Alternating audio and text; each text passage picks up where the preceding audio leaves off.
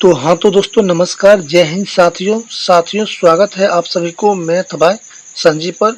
तो आज के इस वीडियो में हम लोग मैथ का ऑब्जेक्टिव करने वाले हैं।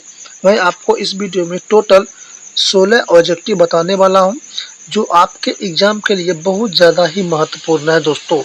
ठीक है, तो चलिए क्वेश्चन को सॉल्व करना सीखते हैं। तो यहाँ पर फर्स्ट में क्वेश्चन दिया गया है, दो लगातार संख्याओं का एचसीएफ क्या होता है। तो जब भी आपको दो लगातार संख्याओं का एचसीएफ पूछे तो उसका राइट आंसर हो जाता है ऑप्शन नंबर ए, यानी कि 1 हो जाता है। ठीक है, उसके बाद आपका आता है दूसरा नंबर प्रश्न। दूसरा नंबर प्रश्न है, दो क्रमिक सम संख्याओं का एचसीएफ क्या होता है। दो क्रमिक यानी कि समान संख्याओं का एचसीएफ कितना होता है, तो 2 होता है। ऑप्शन नंबर डी आपका सही जवाब है। 144 का अभाज्य गुणनखंड में 2 का घातांक कितना होगा, तो 4 होगा। 2 दूनी 4। ठीक है, इसका राइट आंसर क्या हो जाएगा, ऑप्शन नंबर बी आपका सही जवाब है। फिर अगला नंबर क्वेश्चन है, यदि ए और बी अभाज्य संख्या है तो ए और बी का एलसीएम क्या होगा, तो ए बी ही होगा, यानी कि ऑप्शन नंबर सी आपका सही जवाब है।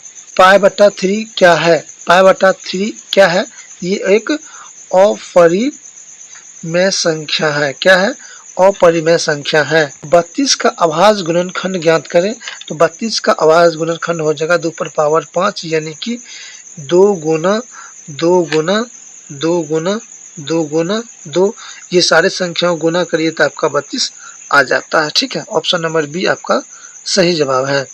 क्वेश्चन है, 0 और 25 के बीच विषम संख्याओं की संख्या कितनी होती है, तो टोटल 12 होता है। विषम संख्या कितना होता है, 12 होता है। निम्नलिखित संख्याओं में परमेय संख्या का पहचान करें। क्या कहता है कि परमेय संख्या को पहचान करना है, तो रूट 25 हो जाएगा। क्या परिमेय संख्या क्या हो जाएगा, परिमेय संख्या हो जाएगा।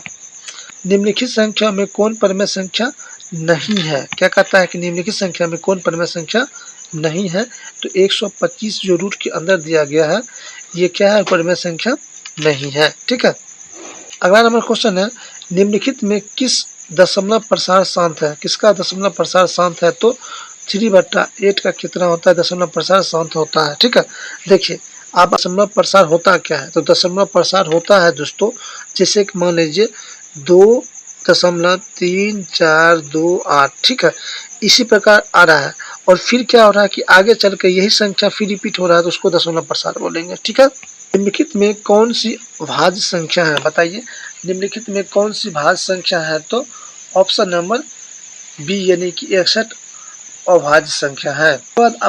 उसके बाद आपका क्वेश्चन है कि 5√2 क्या है, ये एक अपरिमेय संख्या है। क्या है, अपरिमेय संख्या। Option number B, option number D आपका सही जवाब है। पाई क्या है, पाई क्या है, तो पाई एक अपरिमेय संख्या है। क्या है, अपरिमेय संख्या। ऑप्शन नंबर बी आपका सही जवाब होगा।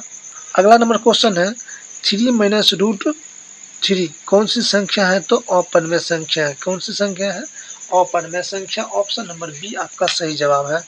अगला नंबर क्वेश्चन है, 2 और 2.5 के बीच परिमेय संख्या कितनी है, ये हो जाएगा √5 हो जाएगा। कैसे हो जाएगा, देखिए इसका मैं सोल्यूशन आपको बता दिया हूँ, आप लोग देख लीजिएगा। संख्या रेखा पर प्रत्येक बिंदु क्या प्रदर्शित करता है, तो एक वास्तविक संख्या को क्या करता है, वो प्रदर्शित करता है। ऑप्शन नंबर डी आपका सही जवाब होगा।